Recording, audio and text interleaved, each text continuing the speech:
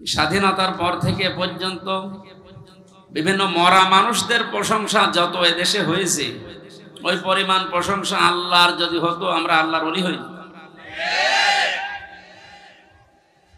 কি হয়েছে তাদের প্রশংসা করি? উনি শান্তি পেয়েছে।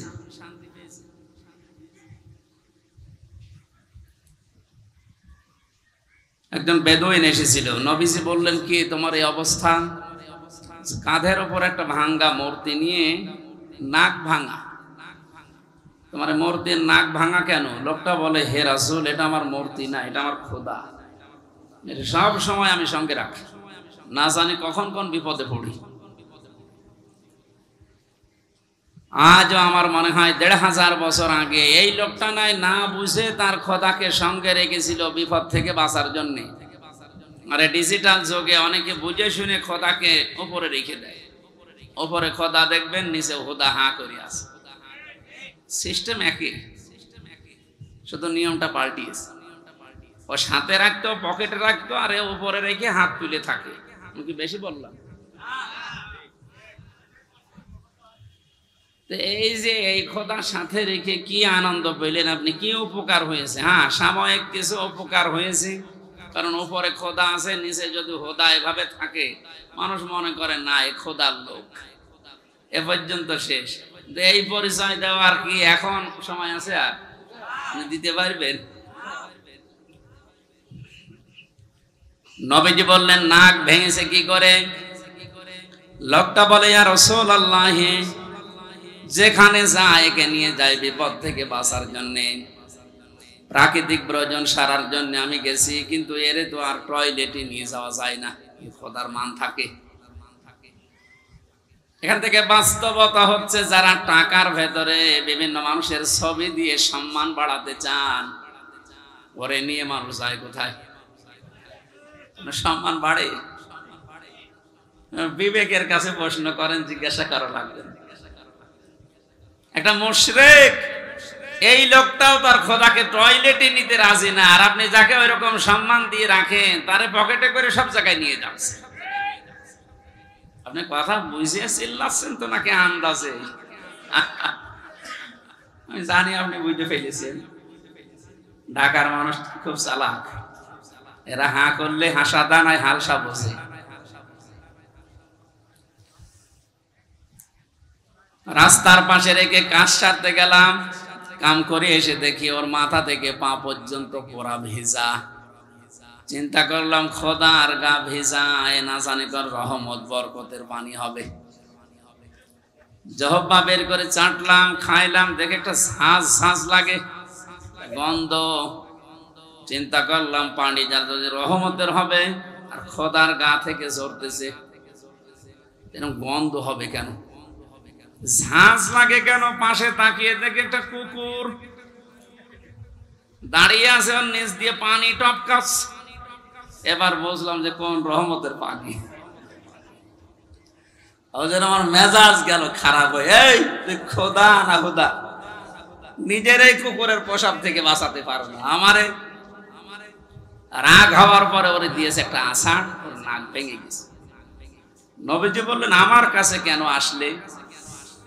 লোকটা বলেন, ইয়া রাসূলুল্লাহ, এদের অসারতা, এদের কল্প কাহিনী, এদের অজ্ঞতা, এদের মূর্খতা, এদের দুর্বলতা সব আজ আমার কাছে স্পষ্ট হয়ে গেছে। আমি আর এর কাছে কিছুই চাই না, একে নিতেও চাই না। আপনার তাওহীদের কাছে আমি ধরা দিতে এসেছি, আমারে আপনি পড়িয়ে দিন লা ইলাহা ইল্লাল্লাহু মুহাম্মাদুর রাসূলুল্লাহ। আপনি শুধু হাদিসটা শুনে শেষ করে দিচ্ছেন না। আমার তো মনে হয় ১৫০০ বছর আগে লোকটা যা ঘটিয়েছে, এখন এই ডিজিটাল যুগে খাপের খাপ অনেকের জীবনে মিলিয়েও যাচ্ছে। যেই দেখেছি যে না এগুলো তো কল্প কাহিনী। আজকে আমি কোর্টে সারাদিন ছিলাম, আমার যতগুলো মামলা সব আজকে আদালত ডিসমিস করে দিয়েছে। আমার এখানে একটা প্রশ্ন ছিল আজকে, কিন্তু উনি করতে দেয়নি। আমাকে ৩টা বছর আটকে রেখেছিলেন মাটির নিচে এবং জেলখানা মিলে। আমার প্রশ্ন হচ্ছে, আপনি আমাকে মামলা দিয়ে 3টা বছর আটক রাখলেন যে আমার অপরাধ আছে কিনা। 3 বছর পরে আজকে প্রমাণ হলো যে আমি নির্দোষ, কোনো অপরাধ নেই। আমার যত রকমের পরীক্ষা করার দরকার ছিল রিমান্ডে নিয়ে সব করেছে। এই মোবাইলটা আজকে দিয়েছে ওরা 3 বছর পর। এর মধ্যে যা ছিল ওরা সব কিছু দেখেছে। যে মামলা দিয়েছিল আনসার আল ইসলাম না কি জানো, আমি জীবনে জানি না। যত রকমের পরীক্ষা করেছে একটাও পাইনি।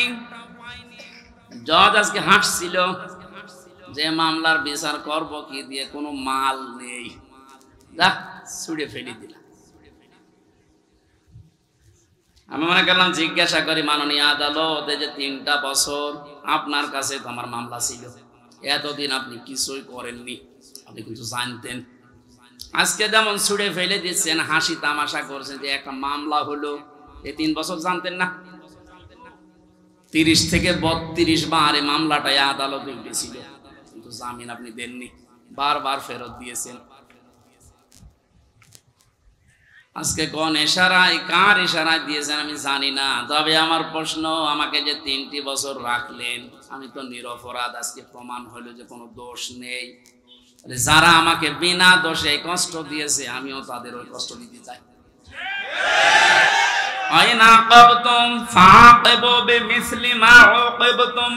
যতটুকু অত্যাচারিত হও অতটুকু করো। আমি যেহেতু হয়েছি, কোরআন আমাকে জানিয়েছে, সুতরাং আমি যতটুকু পেয়েছি। মাটির নিচে আপনারা আমাকে রেখেছিলেন, আমার মামলার আয়ু থেকে শুরু করে উপরের যে নির্দেশদাতা পর্যন্ত প্রত্যেককে আমি 3 বছর মাটির নিচে রাখতে চাই। আমি বেশি করছি না, সমান সমান করছি। এটা যদি আপনি না করতে পারেন, আগামীতে আমার মতো আরো মানুষ বিনা কারণে 3 বছর 5 বছর না 10 বছর 15 বছর মাটির নিচে জেলখানায় থাকবে, কোনো বিচার হবে না।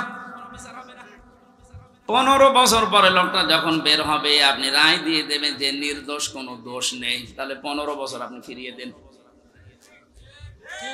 আমার জীবন থেকে আপনি 3টা বছর নষ্ট করে দিলেন, যাদের কথা মতো এই মানুষগুলো তো কিয়ামতে মামলার আসামি হবে।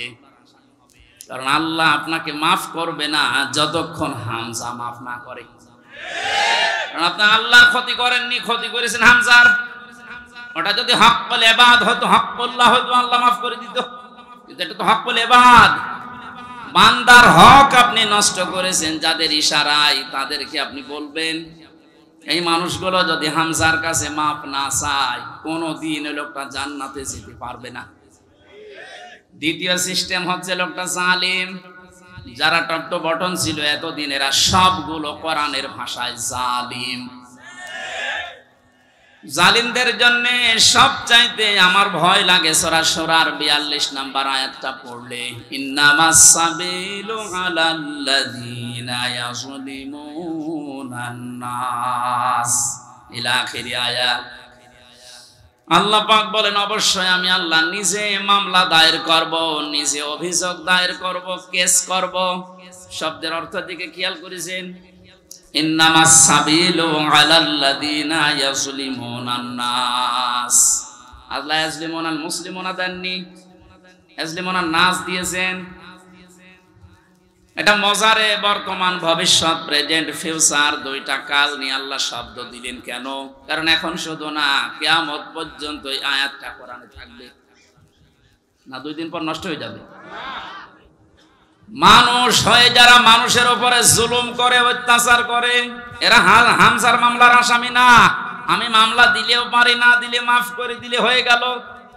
কিন্তু না, আল্লাহ পাক বলেন ওরা আমি আল্লাহর মামলার আসামি। আমার তো আয়াত পড়ার পরে বাংলাদেশের দিকে তাকিয়ে মনে হয় এদেশের অনেক মানুষ এখন অলরেডি আল্লাহর মামলার আসামি হয়ে গেছে।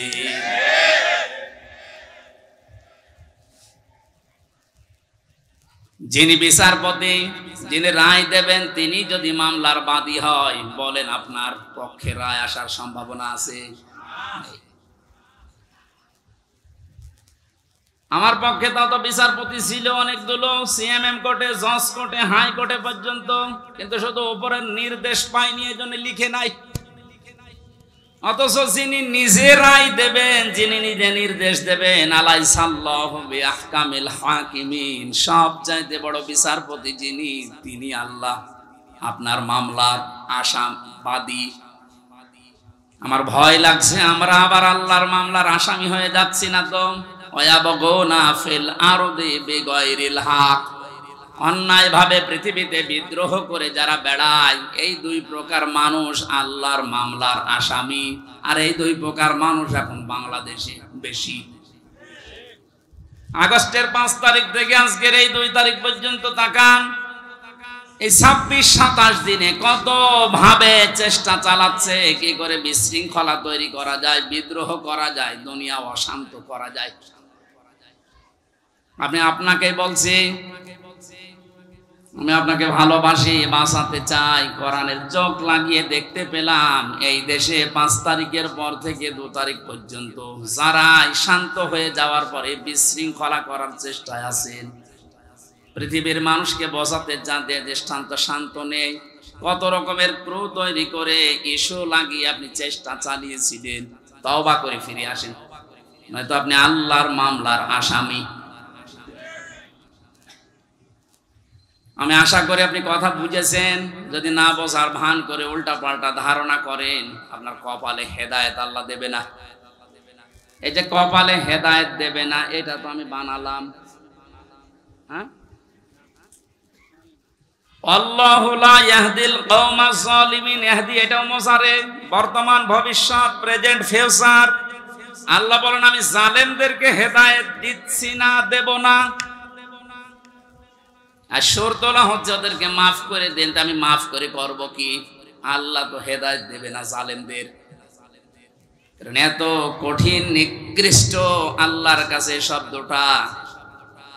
নবীজি জানিয়েছেন আয-যুলমু যুলুমাতু ইয়াউমাল কিয়ামাহ, জুলুম কিয়ামতের ময়দানে ঘোর অন্ধকার হয়ে তার সামনে দেখা দেবে, নিজের হাত পর্যন্ত দেখতে পাবে না। এটা যদি 100 ভাগ আমরা বিশ্বাস করে বাস্তবে নিয়ে আসতে পারতাম, জীবনই পাল্টিয়ে যেত। আমি আমার ঈমান থেকে কথা বলছি। যারা এখনো পর্যন্ত এই আয়াতগুলোর সাথে মিলে যাচ্ছেন, আপনি থামেন। মৃত্যুর গড়গড়ানি চলে আসলে তখন কিন্তু আপনার পাশে বসে কালেমা পড়ালেও কাজ হবে না। ঢাকাবাসী, আমি যেটা শিক্ষা দেওয়ার জন্য পর্যন্ত আসছিলাম, আজ বহু মানুষের কল্প কাহিনী, মিথ্যাচার, মিথ্যা রচনা, অনেক ষড়যন্ত্র, বিশেষ করে উল্টা পাল্টা সব যেহেতু আমাদের কাছে ধরা পড়ছে, দলে দলে পালে পালে দেখতে পাচ্ছি মানুষ বুঝে হোক না বুঝে হোক এখন ইসলামে আসা আরম্ভ করে দিয়েছে। এটা কেন দিল? কোরআনে কারীম জানিয়েছে ইযা জাআ নাসরুল্লাহি ওয়াল ফাত ওয়া রাআইতান নাসা ইয়াদখুলুনা ফি দীনিল্লাহি আফওয়াজা। আল্লাহ পাক বলেন, হে নবী, যখন আমার সাহায্য আসবে তখন আপনি বিজয় দেখতে পাবেন। কিছু না হলেও কিছু আমরা পেয়েছি। আল্লাহর সাহায্য আসার কারণেই কিন্তু আমরা বিজয়ের স্বাদ পেয়েছি। মানুষ যে পরাধীন থাকলে কি হয়, এটা এই 27 দিন আমি টের পেয়েছি। সবচেয়ে বেশি টের পেয়েছিলাম মাটির নিচে যতদিন ছিলাম। ওই সময় চোখের উপরে কালো কাপড় বাঁধা, আমার হাতে পেছনে হ্যান্ডকাপ দেওয়া, পায়ে ডান্ডা বেড়ি দেওয়া, মাথায় দড়ি দিয়ে যখন টেনে নিয়ে যেত, মনে হচ্ছে এ পৃথিবীতে সব চাইতে বড় অসহায় আমি। মাটির নিচে অবস্থায় ছিলাম। আপনারা উপরে যারা ছিলেন, বিবেক দিয়ে বলেন তো, আপনারা অসহায় ছিলেন না? গত কয়েকদিন আগে কুষ্টিয়ায় বাংলাদেশ জামাত ইসলামী ওলামা বিভাগের আয়োজনে 500 আলেম সব ঘরানা থেকে নিয়ে এসেছিল। কত? 500। ওনারা আয়োজন করেছিল 500, 750 উপরে আলেম এসেছে পুরা কুষ্টিয়া জেলা থেকে, সব ঘরানার। প্রায় 2.5-3 ঘন্টা আলোচনা হয়েছে, কোনো সমস্যা না, কিচ্ছু পাইনি। আমি নিজেও ছিলাম। আপনি একটু ভাবেন তো, 5 তারিখের আগ পর্যন্ত 500 না 5 জন আলেম এক জায়গায় বসলে নিরাপদে থাকতে পারত? স্বাধীনতার পরাধীন কি অবস্থা, বাস্তবতা এইটা। এই অনুষ্ঠানটা করতে হলে 5 তারিখের আগে 14 জায়গায় পারমিশন নেওয়া লাগতো, তারপরও অনুমতি মিলত না। এ মানুষগুলো তো সেই মানুষই আছে। এখন 14 জায়গায় অনুমতি না। ডাক্তার ইউনূস বলেছেন এদেশে কোরআনে কারিমের কথা ওইভাবেই হবে, অন্যান্য ধর্মের কথা যেভাবে চালু আছে। হিন্দুদের পূজা, ওদের দুর্গা পূজা, সরস্বতী পূজায় যদি অনুমতি না লাগে, পাহারা দেওয়া হয়, কোরআনের অনুমতি লাগবে কোন কারণে? কিছু মানুষের কিছু চিন্তাধারায় আল্লাহ তাকে মাফ করেন। কবি নজরুলের জীবনে ওইরকম আমল আমি ওনার জীবনী পড়ে পাইনি, কিন্তু কিছু কিছু কথা এত দামি, আমার মনে হয় আল্লাহ ওই কথাগুলোর কারণে মাফ করে দেবে। এই লোকটা যে ঘোষণা দিল, কোরআনের পক্ষের লোক না বিপক্ষের লোক ওটা আমি বলছি না, কিন্তু যে ঘোষণা দিল, এই 17 বছরে কোন মুসলমান তো এই ঘোষণা দিতে পারে নাই। আরো বিরোধিতা করতেন আপনি।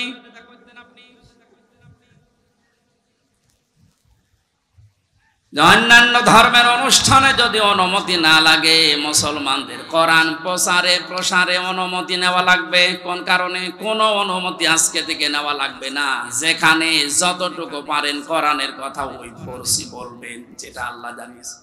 ওনার পরের দিন এই দেশের ডিসিএফ এর প্রধান যিনি গোয়েন্দা বিভাগের আমারে কল দিয়েছিল, আমার মাহফিল ছিল ওই দিন গাইবান্ধা, আমারে ডাক দিয়ে বলছে হুজুর কোরআনের কথা বলতে দেশে 56,000 বর্গ মাইলের কোনো ইঞ্চিতে আর বাধা নেই, যে ফোর্সে আল্লাহ জানিয়েছে আপনি ওই ফোর্সে বলবেন। কেউ যদি কোনো জায়গায় একটু শব্দ করে শুধু একটু জানাবেন, আমারে সেভ করে রাখবেন, ঠ্যাং ভেঙে ফেলবো। আমি বললাম স্যার আপনি এতদিন কোথায় ছিলেন? আমি কেবল দায়িত্ব পেয়েছি। কিন্তু দুইটা কথাও আবার জানিয়েছে, যারা আয়োজন করে তাদেরকে আপনি বলবেন ওনারা যেন মহিলা প্যান্ডেলটা আলাদা করে, ওখানে পুরুষের যেন আনাগোনা না থাকে, আর ওনাদের যে আলাদা টয়লেট বা নামাজের ব্যবস্থা ওগুলো যেন ওয়ান টাইমের জন্য করা হয়। এক ভালো প্রস্তাব দিয়েছে। এটা যেহেতু রেকর্ড হচ্ছে সারা বাংলাদেশে, আমার প্রত্যেকটা জেলায় 2-3টা করে ওয়াজ নেওয়া আছে। এর মাধ্যমে সবাইকে জানাচ্ছি ওই স্যারের কথাটা মানা দরকার। কথাটা ভালো কথা না? পর্দা কিন্তু নফল না। পর্দা কি নফল? ফরজ। কেমন ফরজ? নামাজের মতো ফরজ। কিন্তু আজ অনেকে এটাকে গুরুত্ব এভাবে দিতে চায় না, নফলও মনে করে না। পর্দা যে একটা ফরজ, নফলও মনে করে না। এই জন্যে কাজটা যেভাবে উনি করতে বললেন আমি আপনাদের কাছে পৌঁছিয়ে দিলাম। উনি আজকেও আমাকে জানিয়েছে কোর্ট থেকে বের হওয়ার পরে, যেই দেখেছি সব মামলা ঢিসমিস হয়ে গেছে। আমি সাংবাদিকদের সামনে যখন ব্রিফ করছিলাম, ব্রিফিং করার পরেই কল দিয়ে জানিয়েছি যে আপনি কিন্তু আজকেও মাহফিলে যাবেন। আমি জানি কোথায়, খিলক্ষেত। এটা কি খিলক্ষেত? দেখেছেন, আমি জানি না আমার মাহফিল কোথায়, কারণ আমার সাথে যে ছেলেটা আছে ও আমার একদিন আগে জানায় যে আজকে অমুক জায়গায় মাহফিল আছে। ওনারা জেনে ফেলিস, কত খোঁজ রাখছে। ওনার ওই কথাটা আমরা আহ্বান জানালাম, আপনারা মেনে চলবেন। মেয়েদের এই সিস্টেমগুলো একটু দরকার। ওনাদের ইসলাম জানা দরকার নেই? বলেন। ঢাকাবাসী কোরআনে কারিম থেকে কথা আরম্ভ করার জন্য আমরা আল্লাহর শুকরিয়া জানাচ্ছি, যিনি আমাদেরকে এই স্বাধীনতার একটু হালকা সুখ পাওয়ার তৌফিক দিয়েছেন। যখন আল্লাহর সাহায্য আসবে, বিজয় যখন আপনি দেখতে পাবেন, বিজয়ের যতগুলো ধাপ আছে, একটা ধাপ আমি বাস্তবে সভাপতির সাথে আমি আজকে মিলাবো, একটু মিলাবেন। ওয়ারাইতান নাসা ইয়াদখুলুনা ফি দীনিল্লাহি আফওয়াজা। আল্লাহর সাহায্য আসলে আপনি বিজয় দেখতে পাবেন। বিজয়ের প্রথম ধাপ এটা, দলে দলে পালে পালে মানুষ দেখবেন ইসলামে প্রবেশ করছে। আপনি 27 দিনের জরিপটা একটু দেখেন। আগস্টের 5 তারিখের আগে আমি 4 তারিখে রাত্রে পেয়েছিলাম একটা জরিপ। ওই জরিপে দেখেছি এই দেশের 100 জনের মাত্র 15 জন চায় যে ইসলাম রাষ্ট্রীয়ভাবে কায়েম হোক, 85 জন চায় না। আজকে মাগরিবের পরের রিপোর্ট আমি ঘুমানোর আগে দেখেছিলাম বিবিসি থেকে। আজকের রিপোর্ট হচ্ছে দেশের 100 জনের 35 জন এখন চাচ্ছে দেশে কোরআন দিয়ে দেশটা চলুক। আপনি একটু সুযোগ দেন। দলে দলে যেভাবে প্রবেশ করছে, গাইবান্ধার পলাশ বাড়িতে আমি 45 মিনিট আলোচনা করার পরে এক হিন্দু অনার্স মাস্টার্স করা এক শিক্ষিত মানুষ এসে বলছে, আমার ধর্মে আমি আর থাকবো না, আপনি আমার ইসলামে প্রবেশ করান। এই যে অন্য ধর্মের মানুষ যদি বুঝে কোরআন চলে আসতে পারে, যারা হালকা পাতলা ইমানের অধিকারী তাদেরকে একটু সুযোগ দেন, দেখবেন দলে দলে যে আফওয়াজা পালে পালে মানুষ ইসলামে আসবে। জরিপ যেটা করেছে ও গাঁজা খেয়ে করেনি, বাস্তবতা দেখেই করেছে। 35 জন যদি হয়ে যায় 27 দিনে, আর 27 দিন যেতে দেন, 50 ভাগ মানুষ যখন ইসলাম চাইবে দেশে কায়েম হয়ে যাক, আল্লাহর কসম কেউ বাধা দিয়া ঠেকাতে পারবে না। ওই যে অজ্ঞের ডাক দিচ্ছিলেন, ওই কথাটা বোঝানোর জন্য একটা উদাহরণ বলছি কয়েক মিনিটে, একটু মিলান। একটা হোস্টেলে 100 জন ছাত্র, প্রতিদিন ওনাদেরকে যে নাস্তা দেওয়া হয়, এর ভেতরে 20 জন ঘাড় তাড়া করে আছে যে না, এই নাস্তা আমরা খাবো। কয়জন? 20 জনের ভেতরে না, 100 জনের ভেতরে 80 জন। 80 জন বলছে এই প্রতিদিন এই যে নাস্তা দেওয়া হয় এটা আমরা খাবো না, এই মেনু পাল্টাতে হবে। হোস্টেল যিনি সোফার আছেন বলছেন তাহলে ভোট দাও। প্রত্যেকেই ভোট বাক্স দিয়েছে। কেউ বলছে আমরা রুটি পাউরুটি চাই, রুটি কলা চাই, কেউ খেসুড়ি চাই, কেউ রোল চাই। এভাবে একটা একটা করে দিতে দিতে সর্বশেষ দেখা গেল 20 জন মাত্র যে নাস্তা ছিল আগে ওইটাই আছে, আর বাকি 80 জন এই নাস্তার সাথে একমত না। 20 জনের এক জায়গায় ভোট পড়েছে, এখন 80 জন বাকি আছে, ওরাও ভোট দিয়েছে। কারোটা 15, কারোটা 14, কারোটা 18, এভাবে করতে করতে ভাগ হয়ে গেছে। নাস্তার বিল যেটা পাস হবে, বেশি সংখ্যক যেহেতু মানুষ সেখানে পাস হবে ওইটা। 80 জন থাকার পরও নাস্তার ওই বিলটা পাল্টায়নি, কারণ এখানে কয়জন? আরো জোরে বলেন। আমি শুধু বলার জন্য বলছি তা না, এটা জীবনে মেলাতে হবে। আজ সময় এখন ওইটাই। আমরা সংখ্যায় টুপিওয়ালা মানুষ। এদেশে 100 জনের 96 ভাগ আমরা মুসলমান। 20 জন যদি এদেশে ইসলাম নাও চায়, 80 জন আমরা চাই, কিন্তু ছোটখাটো বিষয় নিয়ে মত পার্থক্য করার কারণে আজ আমরা দল বিদলে বিভক্ত হয়ে 20 পর্যন্ত যেতে পারছি না। 18, 17, 15 যাব। কে বুকে হাত বাঁধে, কে আমিন জোরে বলে, কে নবীকে দাঁড়িয়ে সালাম দেয়, কেউ বসে সালাম দেয়, ওসব সব বাদ। আল্লাহ একজন আছে, রাসূল একজন আছে, কোরআন আছে, কথা বিশ্বাস যারা করে তাদেরকে এক জায়গায় নিয়ে আসা লাগবে। ইহুদি, খ্রিস্টান, বৌদ্ধ, মুশরিক যারা, ওরা কিন্তু এই ধোঁয়াগুলো তুলে আমাদেরকে আলাদা আলাদা করে রেখেছে। এই জন্য 80 জন হওয়ার পরও 20 জনের সাথে পারছি না। এই কথা বলছেন? যেভাবে চলতেছে, আশা করছি কোরআনের এই আয়াতটা বাস্তবে আল্লাহ আমাদেরকে দেখাবেন। আরাইতান নাসা ইয়াদখুলুনা ফি দীনিল্লাহি আফওয়াজা। দলে দলে পালে পালে যেভাবে মানুষ ইসলামে আজ দীক্ষিত আর আরম্ভ হয়েছে, আল্লাহ পাক যেন চর্ম চোখে দেখার তৌফিক দেন যে কোরআন দিয়ে 56,000 বর্গ মাইল চলছে। শোক এবং শান্তি শব্দ দুইটা। শোক 3টি বিষয়ের নাম, শান্তি 4টা বিষয়ের নাম। বাস্তবে ছোট জীবনে বহু দেশ আমি ঘুরেছি। আমি আকিস গ্রুপে চাকরি করতাম খতিব হিসাবে। ওনারা একটা ভিসা লাগিয়ে 27টা দেশ আমার একবারে ঘোরানোর ব্যবস্থা করে দিয়েছিল। যদিও 3 বছর জেলে থাকার কারণে আমার ভাগ্য হয় নাই, তারপরও আমার ব্যক্তিগতভাবে বহু দেশে আমি গেছি। সুখ শান্তি এটা কিনতে পাওয়া যায় না। আল্লাহ পাক সুখ এবং শান্তি নিজের পক্ষ থেকে দান করেন। এজন্য 53 বছর হয়ে গেল, সুখ শান্তি দুইটার একটা আমরা এখনো পাইনি, অনুধাবনও করতে পারছি না। কারণ চলছিল এই 53 বছর মানুষের তৈরি করা নিয়ম নীতি দিয়ে। বাবা চালিয়েছিল, আমি দেখি নাই, ওই মুরব্বীরা দেখেছে, বাবারটা দেখে নাই। স্বামী চালিয়েছিল, ওনারা দেখেছে, আমি তো দেখি নাই। আমার 92 সালে জন্ম। চাচা চালিয়েছিল, বউ চালিয়েছে, ভাবিও চালিয়েছিল, সবগুলো আমরা দেখেছি। শুধু কোরআন দিয়ে দেশ চললে কেমন দেখা যায় আজও দেখিনি। দেখেছেন? এটা দেখেছেন? দেখেছেন? এটা দেখার দরকার না যে এটা দিয়ে চললে কেমন লাগে।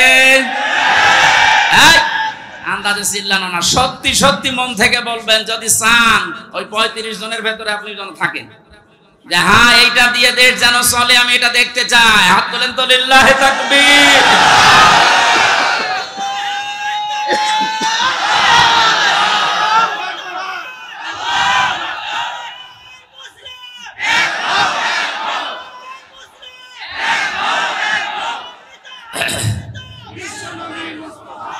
আলহামদুলিল্লাহ। দরুদ আর সালাম পড়ছে আমাদের নবী মুহাম্মদুর রাসূলুল্লাহ সাল্লাল্লাহু আলাইহি ওয়াসাল্লামের প্রতি। 7টা নামে আল্লাহ তাকে পুরা কোরআনে স্পেশাল ভাবে ডাক দিয়েছে। কয়টা? 7টা। 1 নম্বরে নাম দিয়েছেন ইয়াসিন। ইয়া হরফে নেদা, ইয়া মানে হে, সিন মানে সাজ্জেদ। তাফসিরে কাবীর আল্লামা ফখরুদ্দিন রাজি রাহমাতুল্লাহ আলাইহি উনি ব্যাখ্যা করতে গিয়ে সিনের অর্থ দিয়েছেন 5টা। আমি গতানুগতিক কথা বলি না। যারা আছেন যদি হেদায়েতের নিয়তে কথা শোনেন, আমি আশা করছি কোরআন আপনাকে পথ দেখাবে। আর কোরআন শরীফ যদি কাউকে হেদায়েত দিতে না পারে, ও যেন বিশ্বাস করে ওর কপালে আর হেদায়েত নেই।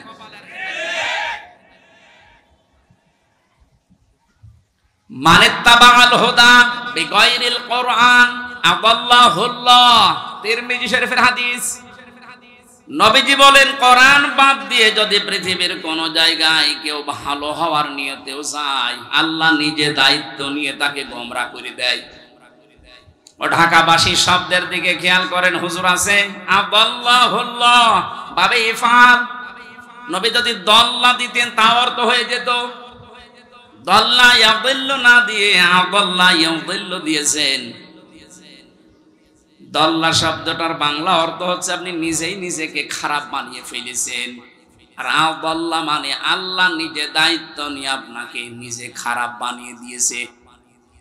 এ কথাটার অর্থ কি? কোরআন যেখানে নেই ওই জায়গায় যদি কেউ ভালো হওয়ার নিয়তেও যায়, ওকে খারাপ বানাবে হামজা কে? বলেন বলেন। হেদায়েত দেওয়ার একচ্ছত্র মালিকানা কার? দুনিয়ার কারো হাতে আল্লাহ দিয়েছেন, এমনকি নবীর হাতেও দেন নাই। এই জন্য নবী নিজের চাচা কেউ পারে নাই। এই হাদিস দ্বারা বোঝা যায় কোরআন যেখানে নেই ওই জায়গায় যদি আপনার নিয়ত ভালো থাকে, আল্লাহ কিন্তু আপনাকে ছাড়বে না। আপনি গেলেন কেন? এর বাস্তব প্রমাণ বাংলাদেশের মাজারগুলো। আপনি তাকান, আমার কুষ্টিয়ার লালনের মাজার, অনেকেই তো যায় ওখানে আল্লাহর ওলি ঘুমিয়ে আছে এই কথা মনে করে, কিন্তু কোরআন ওখানে চলে না, ওখানে চলে শুধু গাঁজা। আমি তো যতটুকু জানি বা দেখেছি, সারা দেশ মিলে আপনি যে কয় মন গাঁজা না পাবেন, লালনের মাজারে তার থেকে বেশি গাঁজা পাবেন। রাত 9টার পরে গেলে দেখবেন সব অন্ধকার, পুলিশ পাহারা দিয়ে গাঁজা খাওয়াচ্ছে। আমি একবার গিয়েছিলাম রাত 9টার পরে বাড়ির পাশে, তো গিয়ে দেখছে ন্যাংটা, কিচ্ছু নেই, ওরে দুধ খাওয়াচ্ছে। কে এরে দুধ খাওয়ান? হুজুর আল্লাহর ওলি। আল্লাহর ওলি মানে হ্যাঁ, এর ভেতরে মাল আছে। মাল আছে সব তো দেখা যাচ্ছে। নতুন কোন মাল দেখাও, এ মাল তো সবার আছে, খালি বেচার প্রতি মানিকেরটা নেই, ওটা উড়ে গেছে। ওনাকে বলেছে যে আমার বিসি নিল কে, এখন বেশি খুঁজতে পারছে না। ইসলামের যে ক্ষতি করেছে এই লোকটা, আলেমদের যে দুশমন ছিল, আল্লাহ আমার মনে হয় সরাসরি হাত দিয়ে দেখিয়েছে। আমার জীবনের শখ যে আল্লাহ যদি পৃথিবীতে আর কিচ্ছু না দেখায়, কোনো আফসোস আমার জীবনে নেই, আল্লাহ বলে যে ধরা ধরিস। এক কথা বলছেন।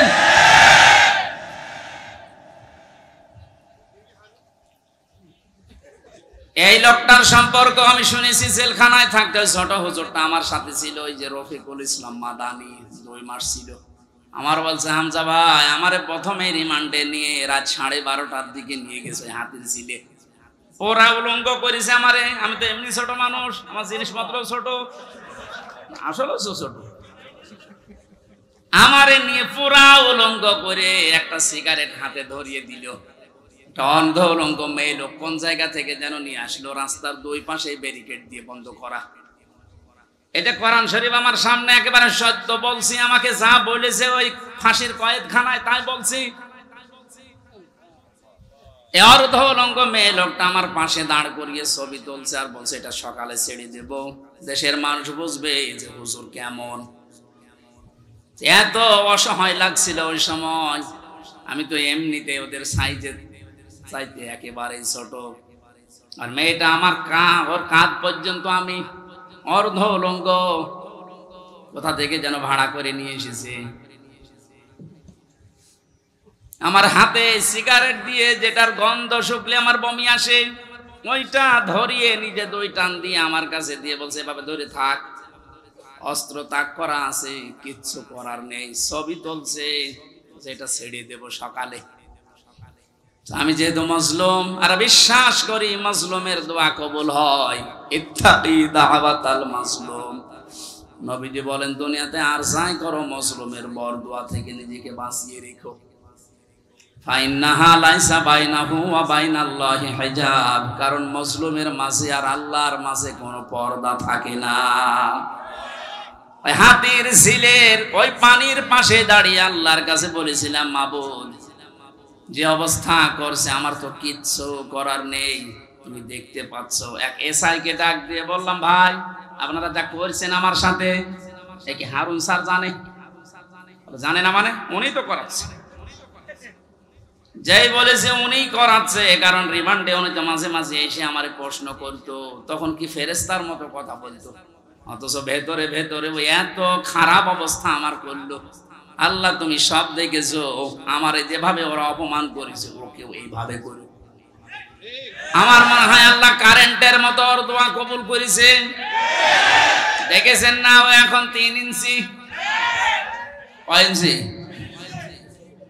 সারা দুনিয়া এখন জানে, ওর নাম অনেকে জানে না, কিন্তু 3 ইঞ্চি ও সবাই জানে, মহিলারা পর্যন্ত জানে যে 3 ইঞ্চি। ছোট হুজুরের দোয়াটা একেবারে মাসলুম, যেহেতু আল্লাহ কবুল করে দুনিয়ায় দেখিয়েছে, পরবর্তী কি করবে সেটা আল্লাহ ভালো জানে।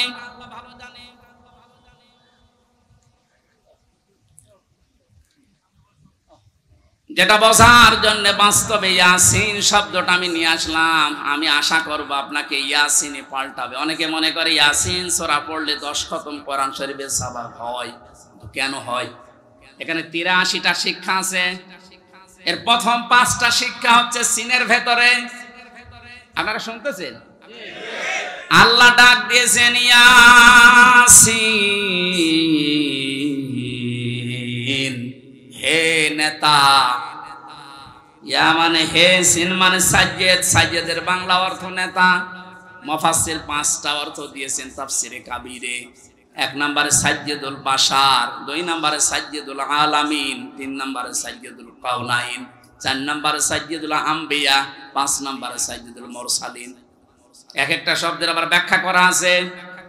আমি কথা বলছি তাফসীর আকারে, আপনি মিলান। প্রথম নম্বর অর্থ হচ্ছে সাজ্জেদুল বাশার, আল্লাহর ঘোষণা দেওয়া মানুষের জন্য একমাত্র নেতা আদর্শ একজন, তার নাম মুহাম্মদ রাসূলুল্লাহ। কি বুঝলেন ইয়াসিন পড়ে? আপনি মানুষ নামে যদি পদবাচ্চা বিবেচিত হন যে আমি মানুষ, অথচ নবীজিকে আপনি আদর্শ মানেন না, নেতা মানেন না, বিশ্ব নবীকে, আল্লাহর ভাষায় আপনি মানুষ নেই। কথা বললেন না কেন?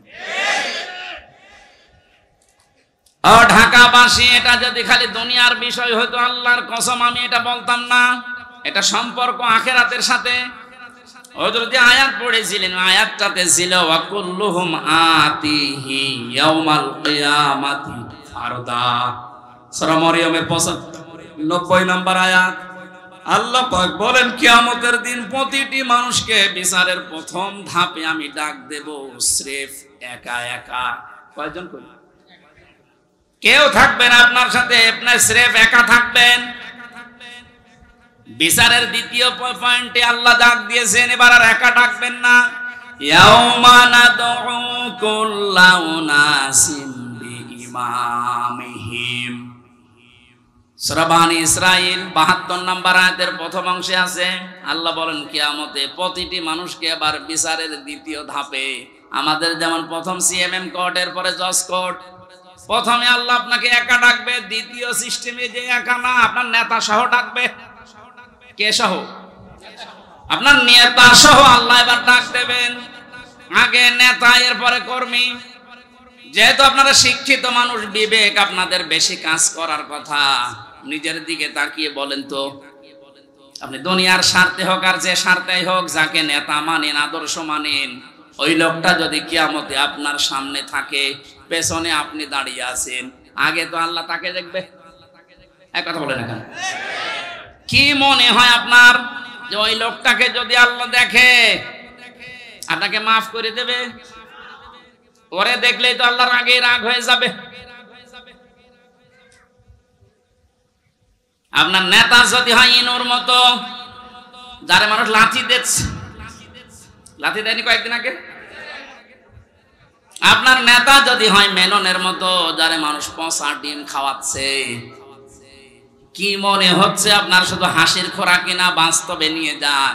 নিজে এখন বলছেন না, ওই লোকটা যদি সামনে থাকে আল্লাহ আমারে মাফ করবে না, এরকম নিজে যদি এখন ধারণা করেন, আপনি বিশ্বাস করতে পারেন আপনি ধরা খেয়ে বসে আছেন। আমি আপনার শত্রু না, আমি আপনাকে বাঁচাতে চাই। কারণ এই দুনিয়ার জীবনে যদি শেষ হয়ে যেত, এই ওয়াজ আমি করতাম না। যেহেতু আর একটা জীবন আছে, এক্ষুনি পাল্টাতে হবে। নেতা যাদের ঠিক নেই, এই মুহূর্তে আপনি পাল্টাবেন। ওয়াজ শুনতে আসলেন কেন? আপনি যদি নাই মানতে পারেন, নিজেও কোরআন শরীফ পড়েন না, হামজা বলছে আপনি মানেনও না, আপনি কি হয়েছেন? এই মুহূর্তে সিদ্ধান্ত পাল্টান। যাদের নেতা ঠিক নেই, আপনি ধরা খাচ্ছেন। সুতরাং এমন মানুষকে নেতা মানা লাগবে যে লোকটা আল্লাহ এবং রসুলকে মেনে চলে। আর এটা নফল না, এটা ফরজ। এটা তো আমি বানালাম। সূরা নিসা 5 নাম্বার পারার 6 নাম্বার পৃষ্ঠা 9 নাম্বার লাইনের 59 নাম্বার আয়াতের প্রথম অংশে আছে। আমি যতগুলো তাফসীর বিশ্ববিদ্যালয়ে থাকাকালীন মিলিয়েছি, সব মুফাসসির এই মাঝখানে যে আতিউ এই শব্দের ব্যাখ্যায় একমত। আল্লাহ পাক বলেন, ইয়া আইয়ুহাল্লাযীনা আমানু আতিউল্লাহা ওয়া আতিউর রাসূলা ওয়া উলিল আমরি মিনকুম। ওহে যারা ঈমানের দাবি করো, তাদেরকে বলছি, আমি আল্লাহর আনুগত্য করো, আমার রাসূলের ইতাআত করো, আনুগত্য করো। এই দুইটা জায়গার আগে দেখবেন আতিউ এই ফেল আছে, ভার্ব, এটা ক্রিয়া। এটা আল্লাহ নবীজির নামে আর নিজের নামে রেখেছেন, কিন্তু উলিল আমরি মিনকুম এর আগে আতিউ দেননি। সব মুফাসসির একমত, আল্লাহ রাসূলকে মানতে হবে, কোনো প্রশ্ন করা যাবে না। কথা বলে না কেন? আল্লাহ রাসূলের পরে কিয়ামত পর্যন্ত যারা নেতৃত্ব দেবে দুনিয়ায়, যে মানুষগুলো এই পৃথিবীর নেতৃত্বে আসবে, উলিল আমর যারা, তাদেরকে যদি মেনে চলতে হয় নেতা হিসাবে, অবশ্যই দেখা লাগবে এরা আল্লাহ রাসূলকে মেনে চলে কিনা। যারা আল্লাহ রাসূলকে মেনে চলে না, তাদের জন্য রাজনীতি করা জায়েজ নেই। নেতা হওয়া, নেতৃত্ব দেওয়া, তাদের নেতৃত্ব মেনে নেওয়াও জায়েজ নেই। এটা রাজনীতি মনে করে যদি চলে যান, আপনার কপালে আগুন লাগবে। সূরা বাকারার 124 নাম্বার আয়াত, وَإِذِ ابْتَلَى إِبْرَاهِيمَ رَبُّهُ بِكَلِمَاتٍ فَأَتَمَّهُنَّ قَالَ إِنِّي جَاعِلُكَ لِلنَّاسِ ইমামা। হযরত ইব্রাহিমের কথা স্মরণ করো, আল্লাহ নিজে বলছেন আমি পদে পদে তাকে বাক্য দিয়ে পরীক্ষা করেছিলাম। যতগুলো পরীক্ষা ইব্রাহিমকে নিয়েছি পুরা কোরআন শরীফে আমি পেয়েছি। ইব্রাহিম নবীকে আল্লাহ পরীক্ষা করেছিলেন 50টা। কয়টা বলেন বলেন?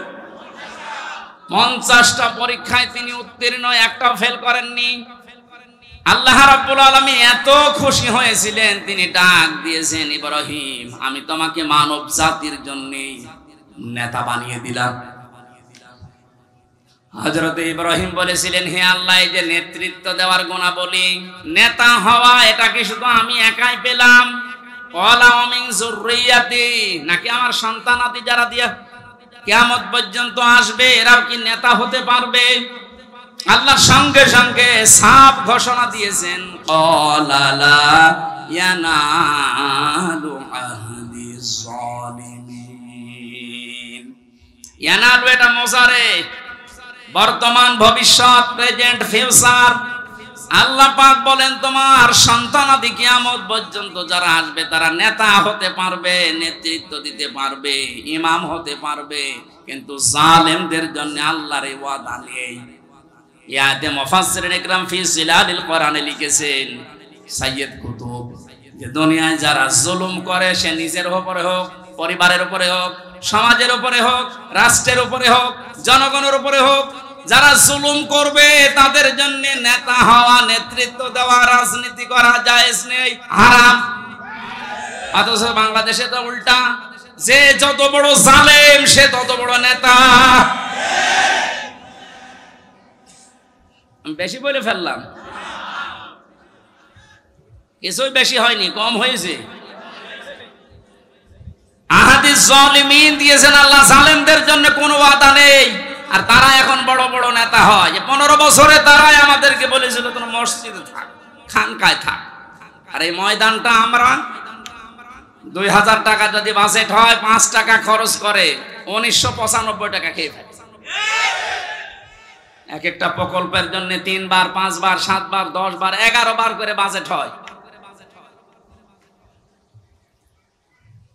এক একজনের যে টাকা পাচারের, এই যে এখন দেখছি, আমার মনে হয় যদি কিয়ামত পর্যন্ত হায়াত পেত এই লোকটা, এত টাকার মালিক হওয়া ওর দ্বারা বৈধ পথে সম্ভব না।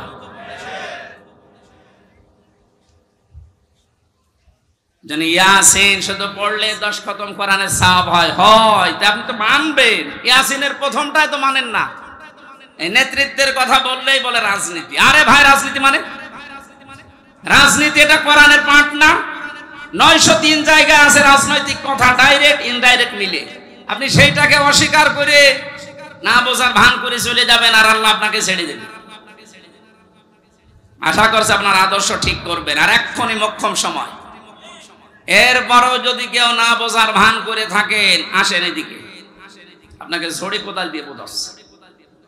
বুখারী শরীফ দিয়ে, কোরআন শরীফ দিয়ে হবে না, ওরে দিয়া লাগে বাকারি শরীফ। আমি আসিন, এরা তো ব্যাখ্যা শেষ করতে পারবো না। নির্ধারিত আমরা আয়াত পড়েছিলাম 8, 9, 10, 3টা আয়াত পড়েছি সূরা মাআরিজ থেকে। কয়টা? এখানে আল্লাহ কিছু দৃশ্যের কথা দিয়েছেন, কিয়ামতের ভয়াবহতা, সে প্রথম থেকে এ পর্যন্ত, যে কিয়ামত যখন সংগঠিত হবে এইরকম পাহাড় উড়ে যাবে, সব ধ্বংস করবেন আল্লাহ তাআলা।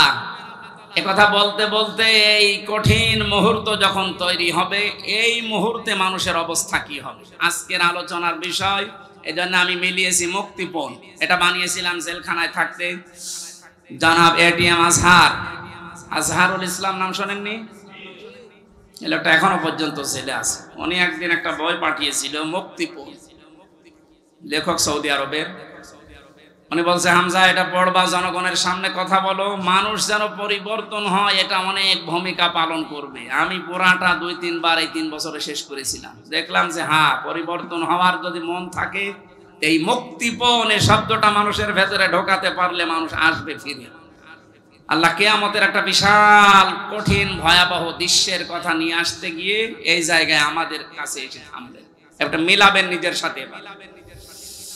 আল্লাহ রাব্বুল আলামিন বলেন, ওয়ালা ইয়াসআলু হামিমুন হামিমান ইউবাসসারুন। ইউসাম্মুনাহুম। সেদিন শহীদের পরিচয় দেবে না। এই যে হামিমুন মানে অন্তরঙ্গ বন্ধু, শহীদ বলা হয়।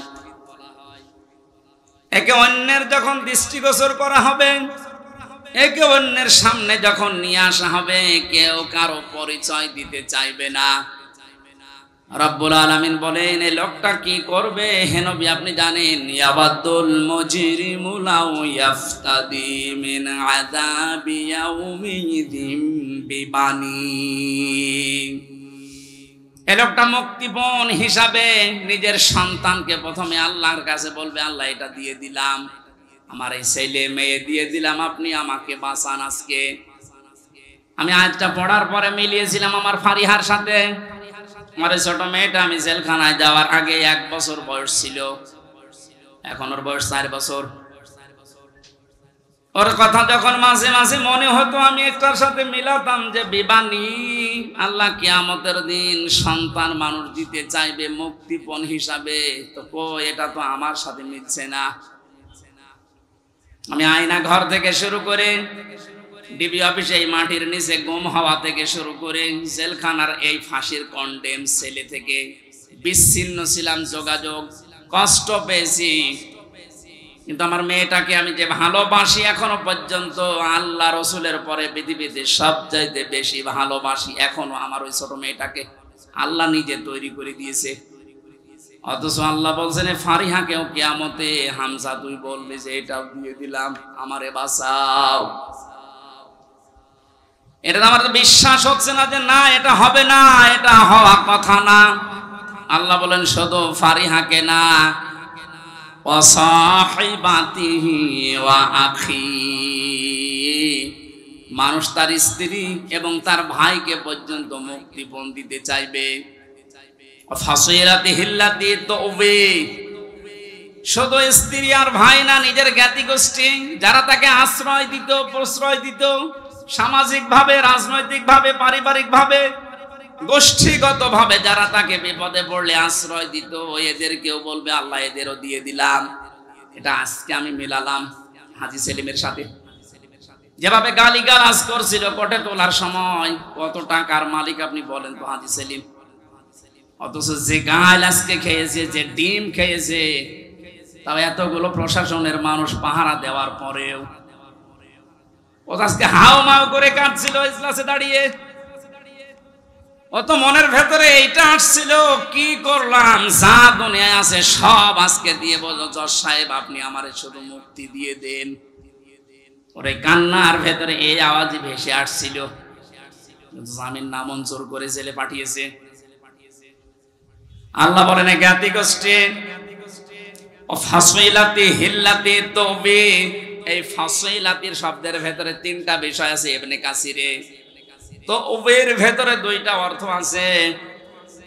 আল্লাহ পাক বলেন এই পৃথিবীতে ও আপন মনে করে যে মানুষগুলোর যার কাছে যেত, যারা আশ্রয় দেবে বলে বিশ্বাস করত,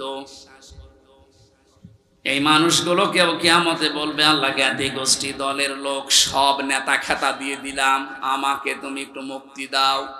আল্লাহ বলেন এতটুকু না, আরেকটা আছে, ওমান ফিল আরদি জামিআ,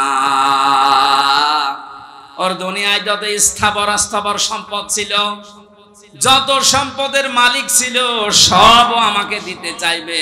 শুধু বলবে সুম্মায়ুজি, আমি মুক্তি চাই। আমি কি চাই? এটা শুধুমাত্র মনে হয় হাজী সেলিমের জীবনে, আমাদের জীবনে এরকম সময় আসবে না। এক কথা বলুন, প্রত্যেকের জীবনে অপেক্ষা করছে। আমি আমার ফারিহাকে, আমার স্ত্রী তামান্নাকে, আমার ভাই নেই, আমার বোন আছে রুনাকে, আমার জ্ঞাতি গোষ্ঠীর 100 জনের 98 জন আওয়ামী লীগ করতো, এখন পুরা পাল্টিয়ে গেছে। এখন বলছে আমরা কিছু করি না।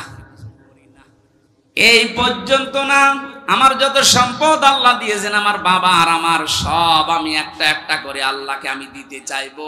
শুধু বলবো আল্লাহ তুমি আজকের এই কঠিন দিন থেকে আমারে বাঁচাও। আল্লাহ দিনের পরিচয়টা একটু দিয়েছেন কোরআনে, ফাকাইফা তাত্তাকুনা ইন কাফারতুম ইয়াউমা ইয়াজআলুল ওয়িলদানা শিবা। হে নবী, কিয়ামত আমি কেমন ভাবে বানাবো জানেন? যুবক মানুষ কিয়ামতের দৃশ্য দেখে বিদ্ধ হয়ে যাবে। ঢাকাবাসী একটা মানুষ বুড়ো হয়ে যায় কখন? 60 বছর, 70 বছর, 80 বছর সময় লেগেছে, কিন্তু এমন দৃশ্য সালসালা আল্লাহ নিজে বলছেন আমি বানাবো। আমার মতো হামজা 32 বছর বয়স, সঙ্গে সঙ্গে সেকেন্ডের ভেতরে বুড়ো হয়ে যাব। এই কঠিন ময়দানে আল্লাহ ঘোষণা দেবেন, কাল্লা, কখনো না, কখনো না। যতগুলো দিতে চাইলে মুক্তিপণ একটাও নেওয়া হবে না। ইন্নাহা লাযা, তোরে আমি লাজাই দেব। কোন জায়গায়? প্রশ্ন আসতে পারে, লাজা কি? এখানে যারা আছি আমরা অনেকেই জানি জাহান্নাম 7টা, জান্নাত 8টা। আমি কোরআনে কারিমে পেয়েছি লাহা সাবাতু আবওয়াব লিকুল্লি বাবিম মিনহুম জুজুম মাকসুম। সূরা হিজরের 44 নম্বর আয়াতে আছে, আল্লাহ পাক বলেন জাহান্নামের দরজা 7টা। যে যে অপরাধ করবে আল্লাহ তাকে ওই দরজা দিয়ে ওই জাহান্নামে প্রবেশ করাবে। তাহলে জাহান্নাম একটা, এর দরজা 7টা। কয়টা? এটা মনে হচ্ছে কোন স্কুল না? এখানে 1 থেকে মনে করেন 5 পর্যন্ত পড়ানো হয়। প্রত্যেকটি ক্লাসে আলাদা আলাদা রুম আছে, কিন্তু মানে বিদ্যালয় বা শ্রেণী তো একটাই বলা হয় যে বিদ্যালয় বা মাদ্রাসা, স্কুল যাই বলেন স্কুল। এই স্কুলের 5টি স্তর আছে, 1 থেকে 5 পর্যন্ত। যে যে ক্লাসে পড়ে সে দরজা দিয়ে প্রবেশ করে ক্লাস করে বাড়ি চলে যায়। 3-তে পড়ে, 5-এ গিয়ে ক্লাস করতে পারবে। এটা যেমন সহজে বুঝলেন। আল্লাহ পাক জাহান্নাম বানিয়েছেন একটা, স্তর বানিয়েছেন এরকম 7টা। দুনিয়ায় যে যে ধরনের অপরাধ করবে তাকে ওই দরজা দিয়ে প্রবেশ করিয়ে শাস্তি দেবে। এর 1 নম্বর দরজার নাম হচ্ছে হুতামা, খুব ভয়ঙ্কর জায়গা। এর 2য় নম্বরে লাজা। আল্লাহ বলেন এই যে মানুষগুলো মুক্তিপণ হিসাবে কিয়ামতের কঠিন দৃশ্য থেকে দিতে চাইবে, দিতে চাইবে, দিতে চাইবে, আমার আওয়াজ হবে কাল্লা, না, ইন্নাহা লাযা, তোরে এই লাজার দরজা দিয়ে প্রবেশ করাবো। এটা কেমন জায়গা হে নবী আপনি জানেন? নাযাআতাল লিশাবা, এখানে ঢুকলে আগে মানুষের চামড়া খসে যাবে। শব্দের শাব্দিক অর্থ বেশি ইবনে কাসিরে, হাড় টুকরা টুকরা করলে যেভাবে খণ্ড বিখণ্ড হয়ে যায়, উপরে বাড়ি দিলে হাড় যেভাবে খণ্ড খণ্ড হয়ে যায়, এইরকম জায়গা এটা। বাংলাদেশ সহ বিশ্বের যত কঠিন জায়গা আছে, শুধু যেখানে কারেন্টের শর্ট দিয়ে মানুষকে গলিয়ে ফেলা হয় এইটা বাদ দিয়ে এদেশে এমন কোন রিমান্ডের জায়গা নেই যেখানে গেলে চামড়া আগে খসে যায়। আমারে বহুবার বলেছিল যে এই যে এইগুলো আমরা তুলি, অস্ত্র নিয়ে এসেছিল বিভিন্ন মেশিন, যে এই যে নখ আমরা তুলে ফেলি এইটা দিয়ে, ওটা দেওয়ার পরে এরপরে টান দেবেন, এরপরে উঠবে, তাছাড়া ধরে রাখলে ওঠে না। অথচ আল্লাহ নাযাআতাল লিশাওয়া দিয়েছেন, লাজায় প্রবেশ করার সঙ্গে সঙ্গে মানুষের চামড়া আর এই নখগুলো উঠে চলে যাবে। এবার আপনি ভাবেন তো বাস্তবতা নিয়ে যে কিরকম জায়গা এটা, যেখানে প্রবেশ করলে আগে চামড়া খসে চলে যায়, নখ উড়িয়ে যায়। আল্লাহ বলেন কঠিন ভয়ঙ্কর জায়গায় কাদেরকে ডাকবে জানো? তাদউ মান আদবারা ওয়া তাওয়াল্লা। এই দুনিয়ায় যে মানুষগুলোকে সত্যের দিকে আহ্বান করা হয়েছে, এরা সত্যের কথা শোনার পরে অহংকার করে এদবার করেছে, মুখ ফিরিয়ে নিয়েছে। আমার মনে হয় আয়াতের বাস্তবতা বাংলাদেশে সবচাইতে বেশি। এত কোরআনের কথা আলোচনা পৃথিবীর কোন জায়গায় হয় না। এত আলোচনা হওয়ার পরে, সত্যকে সত্য জানার পরেও যারা ঘাড় ঘুরিয়ে অহংকার করে চলে যান, আপনার জন্য আল্লাহ লাজা প্রস্তুত করে রেখেছে। ইহুদি খ্রিস্টানদের আমরা প্রতিদিন 17 বার করে বরদোয়া দেই। কতবার? এই যে গায়রিল মাগদুবি আলাইহিম ওয়ালাদ-দাল্লিন, দুইটা জাতির কথা আছে, ইহুদি আর খ্রিস্টান। বারবার আল্লাহকে বলা হচ্ছে, আল্লাহ এদের পথ আমাদেরকে দেখিও না, এরা অভিশপ্ত। এরা অভিশপ্ত না? আমি তাফসিরে পড়েছি কেন আল্লাহ এদের নাম দিলেন, কারণ ইহুদি খ্রিস্টানদের কাছে সত্য এসেছিল আমাদের নবীজি সম্পর্কে, যে বিশ্ব নবী মুহাম্মদুর রাসূলুল্লাহ শেষ নবী, এটা সর্বশেষ নবী, শ্রেষ্ঠ নবী। ইহুদি আর খ্রিস্টানরা জানতো ওদের তাওরাতে ইনজিলে স্পষ্ট আছে লেখা, এরপরও অহংকার করে হিংসা করে মানতো না। আপনি কিন্তু বুঝতে পারছেন হামজা যা বলছে কোরআন দিয়ে হাদিস দিয়ে ও বানিয়ে বলছে না, ও সত্য কথাই। সত্য জানার পরে অহংকার করে হিংসা করে অনেকে এরপরও চলে যাবে। এদের জন্যই লাসা। দুই নম্বরে যারা মাল সম্পদ জমা করে আর বারবার সংরক্ষিত রাখার চেষ্টা করে। আজ হাজারো মানুষে বাংলাদেশে চরিত্রের আছে, বৈধ অবৈধ নেই, মাল জমা করে যাচ্ছে। ইয়াহসাবু আন্না মালাহু আখলাদাহু, মনে করে এটা আমার কাছে স্থায়ী ভাবে থাকবে। শুধু জমা করে শেষ না, এটা সংরক্ষণ করার জন্য কত কায়দা কৌশল। এদেশে জায়গা হয় না, বেগম পাড়া বানাচ্ছে। এদেশে জায়গা হয় না, সুইস ব্যাংকে রাখছে যেন সংরক্ষিত থাকে। সম্পদ উপার্জন করা নিষেধ না, বৈধ পথ বাদ দিয়ে যারা অবৈধ পরে উপার্জন করার পরে এগুলো যারা সংরক্ষণ করার চেষ্টায় আছেন হক আদায় না করে, তার মানে যাকাত দেওয়ার হক ছিল আপনি দেননি, দান সাদাকা করার অর্থ ছিল আপনি করেননি। বৈধ বৈধ না ভেবে শুধু জমা করা, এভাবে যারা জমা করে গিয়েছেন আর সংরক্ষিত রাখার জন্য চেষ্টা চালিয়েছেন, আপনার জন্য লাজা। আমাকে সহ যারাই শুনলাম, আল্লাহ তুমি লাজা থেকে আমাদেরকে বাঁচাও, বলেন আমিন। বাংলার মুসলমানেরা, পৃথিবীর জমিনটা আপনি যদি বদ্ধ জায়গায় কিছুদিন থাকেন, আপনার কাছে স্পষ্ট ধারণা চলে আসবে মাটির নিচে সরকার আমাদেরকে দিয়ে লস হয়নি, আমার কষ্ট হয়েছে, লস হয়নি।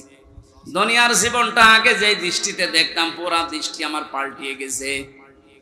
আল্লাহ তাআলা বলেন, আমাল হায়াতুদ দুনিয়া ইল্লা মাতাউল গুরুর, পৃথিবীর জমিনটা ধোঁকা। বাস্তবে এখন দেখছি ঠিক 100 ভাগ আসলে ধোঁকা। আপনার মা বাবা ধোঁকা, স্ত্রী ধোঁকা, সন্তানাদি ধোঁকা, আপনার নেতা খেতা দলের লোক সব ধোঁকা। মনে করছেন না মা বাবার সম্পর্কে কথা বললো কেন? ধোঁকা। আপনি বাস্তবে নিয়ে যান, দেখবেন।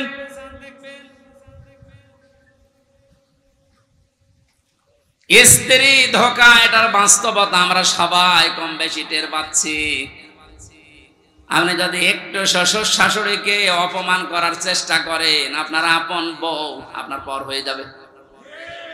শ্বশুর শাশুড়ি বাদ দিলাম, স্ত্রীর ভাইকে অপমান করে একটা কথা বলেন, যত সুন্দর স্ত্রীর ব্যবহার হোক সেকেন্ডে পাল্টিয়ে যাবে।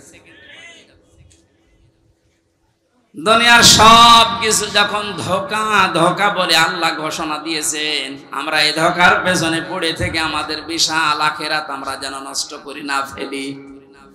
আমি সহ যারা এসেছি, আল্লাহ তুমি আমাদেরকে ইখলাসের সাথে এগুলো মেনে চলার তৌফিক দাও, বলেন আমিন। বারাকাল্লাহু লানা ওয়া লাকুম ফিল কুরআনিল আযীম।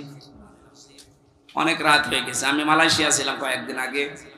মাওলানা মিজানুর রহমান আজহারি, জাকির নায়েক, এনারা বলছিল কথা বলতে হলে সর্বোচ্চ রাত 9:30 থেকে 10টায় অনুষ্ঠানগুলো শেষ করা লাগবে, কারণ আমাদের এই শরীরে উলিয়ে ওঠে না। এমনিতে 3 বছর যা খেয়েছি, শরীরের ভেতরে মাল মশলা সব নষ্ট হয়ে গেছে। স্বাভাবিক হতে আমার সময় লাগবে। আমি জেলখানায় মেয়েদের পারিবারিক জীবন নিয়ে, যেহেতু ওখানে 100 জনের 70 জন এই পারিবারিক মামলার আসামি, এগুলো লিখেছিলাম, লিখে একটা বই করেছি। বইটা গাড়িতে আছে, নিয়ে নিজের স্ত্রীকে, মেয়েকে, মাকে পড়াবেন। ওনাদের সম্পর্কে যেহেতু আলাদা কিছু বলতে পারলাম না, বইটা নিয়ে যাবেন। গাড়িতে পাওয়া যায় কোথায় যেন, ওইটা নিয়ে মেয়েকে, মাকে, বউকে, বোনকে, এদেরকে পড়াবেন। আশা করছি পরিবারে শান্তি ফিরে আসবে। আজকের মতো বিদায় নিচ্ছি, কারণ কালকে অনুষ্ঠান অনেক দূরে এবং ডবল আছে। বারাকাল্লাহু লানা ওয়া লাকুম ফিল কোরআনিল আযীম। যারা দায়িত্বে আছেন বাকিটা শেষ করে দেন। আসসালামু আলাইকুম। সুবহানাকা ইন্নী কুনতু মিনাজ জালিমিন। রব্বুল আলামিন, সারা জীবন অপরাধ করে জীবনটা নষ্ট করে ফেলেছি। হাত উঠায় কথা বলবো ভয় করে, লজ্জা করে। আমাদের অপরাধ যাই করেছি এগুলো যদি শরীরে লেখা থাকতো, মানুষ আমাদেরকে কুকুরের মতো ঘৃণা করে দাঁড়িয়ে দিত। অপরাধগুলো শরীরে লেখা নেই, যেভাবে গোপন করে রেখেছো, কিয়ামতে কঠিন ময়দানে তোমার ওই সাত্তার নামের খাতিরে আমাদের অপরাধগুলো গোপন করে দিও আল্লাহ।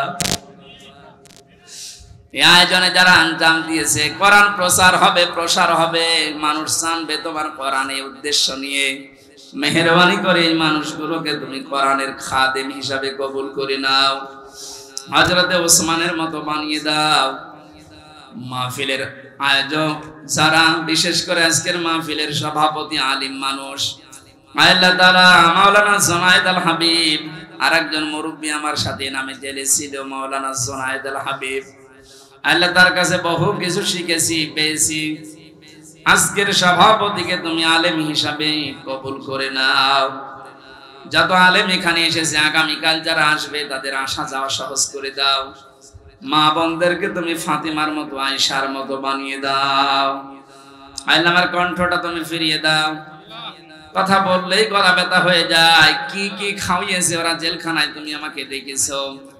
আমার শরীরটা নষ্ট করে দিয়েছে, স্বাভাবিক হতে সময় লাগছে। আল্লাহ তুমি শেফায়ে কামেলা আজেলা নসিব করে দাও।